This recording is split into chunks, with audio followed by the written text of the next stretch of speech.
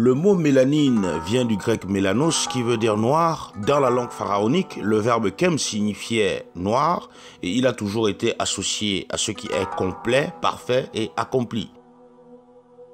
Parmi les variétés de l'espèce humaine, seul le kémite possède une quantité supérieure de mélanine à cause de son exposition permanente sous le soleil.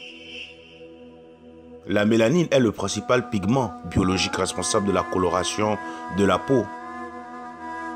L'abondance de mélanine chez le kémite produit un organisme plus performant physiquement, mentalement et spirituellement. Le fait que les Occidentaux manquent de mélanine peut aider à expliquer pourquoi leur conception du divin est aussi différente.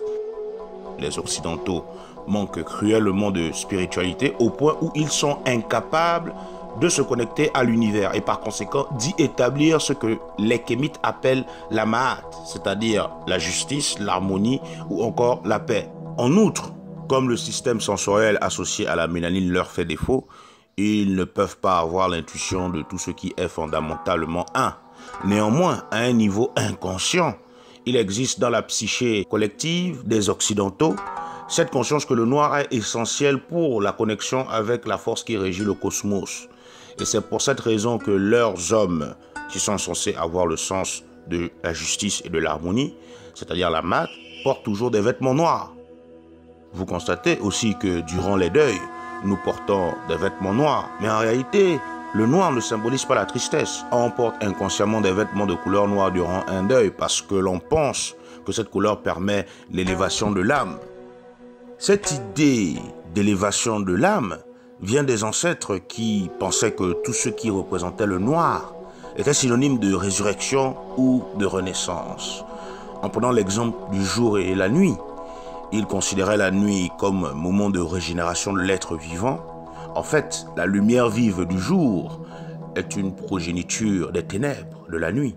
Les anciens pensaient juste que c'était une seule et même chose, un cycle sans fin, comme celui de la mort et de la vie. Aujourd'hui, bien que nous condamnons les ténèbres de la nuit par ignorance et aliénation ou par peur, il faut tout de même rappeler que tout être vivant a été conçu dans ces ténèbres dites de la nuit. C'est pourquoi certains initiés africains affirment que Dieu est noir. Ils le disent en fait parce qu'ils l'assimilent à l'univers qui contient l'énergie noire. Ils ne pensent pas qu'il existe en tant qu'être, comme les religions dites révélées le disent.